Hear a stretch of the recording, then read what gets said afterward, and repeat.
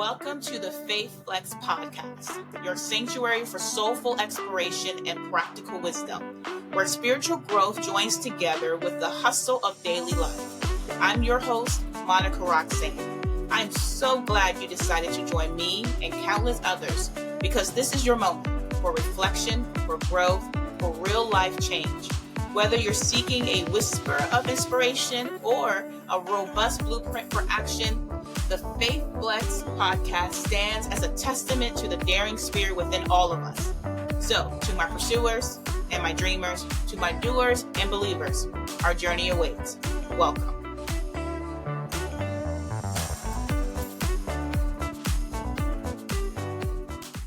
Hey fam, this is your girl, your host, Monica Roxanne, and I want to say welcome back to another episode of the Faith Flex podcast. Listen, we are going to continue our conversation from last week with our special guest, Tiffany Nicole as we continue the conversation about breaking the chains, understanding attachments and trauma. And this series has been amazing. And this episode, we're going to really dive deep into the core value of trauma, attachment, and culture.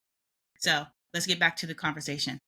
What is your thoughts on really being honest and, like you said earlier, authentic about your experiences that may have been noted as, not necessarily trauma, but has made a huge impact in your life? I want to first offer this to you, myself, and everyone who is listening or will listen, is that in exploring these things, it can be tempting to blame or be angry or have resentment or all of these things for anybody who contributed to these traumatic experiences, i.e., and sometimes it's our caretakers, right? And the other thing is attachment styles can be developed from other experiences, not just, your relationship with parents or your caretakers. And I say caretakers because we do have people who have been adopted and those types of things. We always want to be sensitive and inclusive with that. But just remember that people can only give what they have. And they do the best they can with what they have. Yep. So what do I mean by that? If our parents weren't taught how to communicate or whatever it is, they can only give what they have. If that's what they were taught and that's what they experienced and grew up in, then that's all they knew. Likewise, our grandmothers and grandfathers and so on and so on. I say that so that we can be gentle and kind to ourselves and extend grace to ourselves as well as the situation and other people. Am I saying does that excuse poor behavior or any of the experiences? Absolutely not. What I am saying is when we are going on this journey of self-discovery and being curious and digging through all of these things and having a level of grace is really important. So I just wanted to offer that. Yeah, absolutely. You know what? Here's the thing. I totally agree. One of the things in my 5 years now that I've been going to therapy, because really just learning to, like you said, in the space of discovery, right? Learning who is Monica Roxanne, who was she, who is she now, and then who do I want to become? And part of that I had to learn and accept. So part of it is to learn it, right? But the other part of it is to accept it. Is to really accept that my parents gave me the best they had. All right. And that's all they knew. Are there times where I'm just a little annoyed that all the great things and successes that I've had that they haven't shown up? Is there, do I miss my mom because she passed away in 2014? Absolutely I did. And even in a bit of her crazy, okay, she did show up in many of those areas. Whereas I have a dad who's brilliant and resourceful, but because of his upbringing, he portrays that to his daughters, out of sight, out of mind. And that's unfortunate. So instead of being angry and allowing that to really impact my ability to function, what I've learned to do is give him grace and say, listen, he only can give me what he has. And if it's all he has is a teacup size of love, then I have to be okay with a teacup size of love. Right. And so what I need to do is take the effort in seeking therapy, good counsel, strengthening my faith, prayer, and understanding those positive affirmations to define who I am, so that hopefully when I have the opportunity to be a mother, a wife, or a bonus mom, or whatever that may be, I can also show the example of it can be different. And in the midst of that, I've learned that, but it doesn't mean I give him a pass, right? Then I just engage with him accordingly. For instance, the only thing I really do for my dad is send him a birthday card and I send him a Father Day card. That is it. I never get a response that he got it. I've never gotten a response that, thank you for sending me a card ever. I typically get is nothing. So I send them, and I can truly say to you, I do it not because I need a pat on the back, but I do it because if it was reversed, I will want my children to do it for me, right? To acknowledge that, yes, you are my dad. We may not be on the same terms and we may not agree eye to eye, but I do acknowledge the fact that I am a representation of you and I look like you and I talk like you. So I can't hate you and then say I love myself. I have to find the grace, and that grace has allowed me the ability to function in my day to day. And so, speaking on that, I think you bring up a great point is that we can't allow our traumas and attachments to turn into anger and resentment while you're on the road of discovery, because that's easy to do. Well, the thing is that there are no good or bad feelings. So if you're angry, if you have some resentment, if you have any of the feelings, it's okay to have them. The thing is mapping out and finding out where it comes from and why it's there and what am I resentful about? Yeah. What am I angry? And anger is really just the outward expression of other emotions. Sure. Yeah, I agree. So getting to that's the digging part, but that's the part that takes the honesty and the willing to be vulnerable and really admit and look at things that you may not want to look at. It may require you to forgive or acknowledge a part Yeah. that you play in something, Yeah. right? Um, that's the challenge. But that because people are, well, how do I okay, I know what it is. And how do I even know what my attachment style is? I have my clients take an attachment style quiz. Yeah. Um, and it asks different questions about experiences with caretakers. And it shows all of the things and it gives the definition and the explanations. And I go through that with them. And obviously, we dig into so, what part of this can you relate to? And we start looking at how does it show up for you? Because it may not, and it looks so different. Mm. And these are subtleties. Yeah. So you have being aware, self-aware. This is a big part. You have to start being aware of things Yeah. and questioning things all the way down to, well, what do we always say? You know what? I'm gonna go ahead and go because I don't want to hear her mouth. Yeah. That Yeah. comes from something that is attached that you could probably trace it back to an Yeah. experience in the back. Okay, I don't want to hear her mouth, but what part do I not want to? What is that? Yeah. Well, I don't want to deal there. She's going to tell me that I don't care or whatever, which boils down to I'm a bad person. Because why is it important? Why is it bothersome if this person says I don't care about them? Right. Well, because I don't want them to think that I'm a bad person. Because if they Yeah. think I'm a bad person, then they're not going to talk to me. And if they don't talk to me, then I must not have, I must Sure. not have any value. Yeah. I don't have anything to offer. So what am I going to do? I'm going to go ahead and go, Yeah. even though I don't want to. But for every yes, there's a no.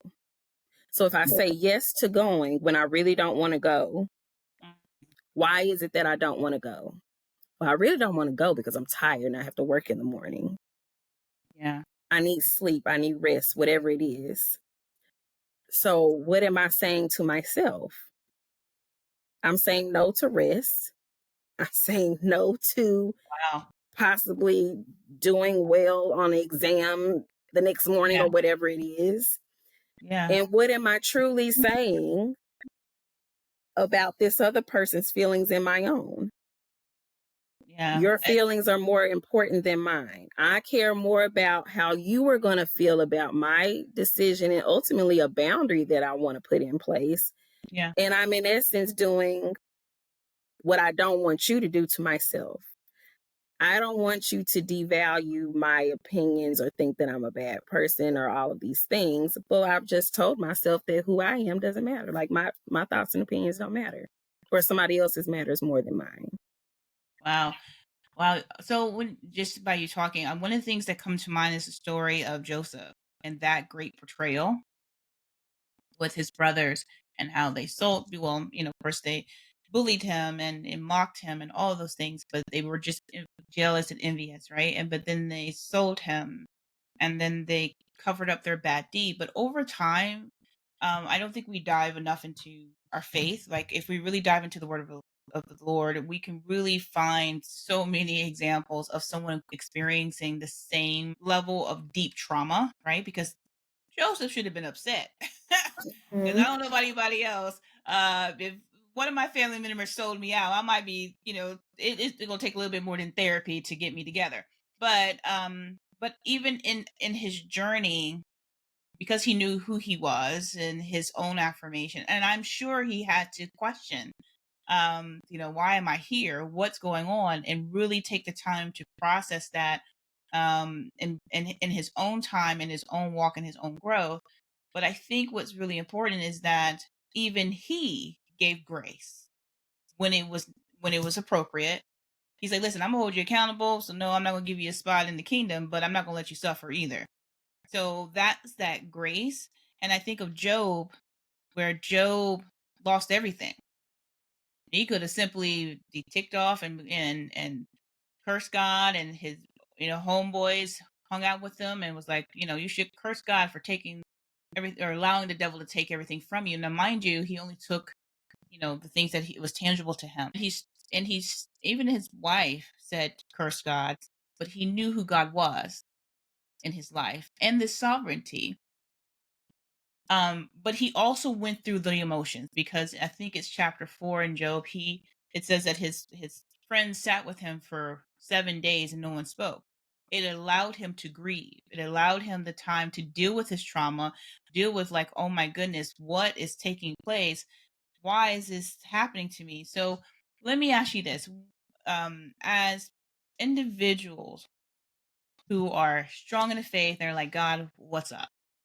Why did I have to go through this journey? Because I'm that chick. I'm like, God, listen here. We don't got to go through all this drama. I just need, give me a whisper in the wind or something. We don't have to go through the drama. What's your suggestion or advice when someone is taking the time to really be curious, really be vulnerable, to work through the attachment issues and the traumas and experience that they have endured? How do they do that with their faith properly? Ooh, that's it. It's it's so layered. Right. Give me It's a few so layers for layered. the people. It's so layered because there's also, I don't want to say church trauma because it's not quote unquote church. It's associated with church, right? It's associated with church, but I'll say religion, Right. right? Versus relationship. So often we're told things. Right. You don't question God. Right. You know, what is it? He won't put more on you than you can bear. All of these things Right. without proper context, which That can part. lead to Part. feelings of shame and condemnation. And now I feel like I'm not a good Christian. Maybe I don't have faith. Maybe I'm not, really a child of God, because Right. sometimes you may wonder, do I even know your voice? Because this is just a lot and I don't even know. Yeah. And so to then say, well, shoots, maybe that can cause, and that can lead to suppression of feelings and emotions, which is still stewing. And Right. now you're walking around jaded, which Mm, jaded is like in my mind a combination of a whole bunch of stuff: yeah. resentment, irritation, anger, all of the Yeah. things. But it's because I don't I I'm scared, or I don't want to allow myself. It's not okay for me to feel the way I feel. And so I don't even want to admit it to myself. But the thing about that is you can't heal what you don't address or what you Well, don't that's acknowledge. yeah. But when it comes to, so that's like like the question you ask is really almost kind of loaded, because it's Yeah. like, how do I do that? Well, first is to read the word for yourself and know God for you. And that's like, well, what does that mean to me? Like, that's almost like if somebody comes to me and tries to describe you, Monica, to me, and I've never met you, it's like, oh, okay. But it's like, if I know you, Right. I If know I you personally, yeah. I know your character. Yeah. So even though I may not, if something comes and it's like, that doesn't sound Sound right. right. Yeah. And even if, like, I always tell people, and I've been told, when you don't feel God and you feel like you don't hear him, look for his hand in it. Yeah. And that opens up, it helps increase capacity for whatever we're dealing with. Yeah, and it's just the state of Um, gratitude, right? It's that's for me. Like it's like a pathway for me to say, I don't feel God in it right now, but let me figure out what is good. Let me look for the good, because once I figure out what is good, I find that you know what, God, you really are in this. It was just rough for me. and also, well, what is the lesson? What Yeah, am I that supposed to part. be getting out of it? Like, and it's okay. Like, I think I'll speak for myself. One of the biggest things that was a challenge for me for a while was, well, you can't question God. Yeah, Um, and I it just was find that like, so black. well, what do I do then? Because now, I mean, what do I'm I do with confused. these feelings? I don't understand this. But nowhere in the Bible does it say you can't question him. Matter of fact, Go there's ahead. plenty of opportunity. There's plenty of examples of people questioning Ab- God and being mad at him. Absolutely. We just talked. Jesus himself Yep. was upset and questioned. Can you take this cup from me? No. If it's your will, can you take it? No, it's not. Okay, fine. On the cross, why have you forsaken me? You gonna leave me up here? These people don't even like me. They don't even want this help you done sent me down here to die for them. And Not you only that, dipped. yeah. Not only You that, they done made up stories that got me on this cross for no reason. and I didn't do anything. Yeah. Yeah. Yeah. So But we why can't we the thing is, I can question God, but I can't question his sovereignty. that's that's the line, right?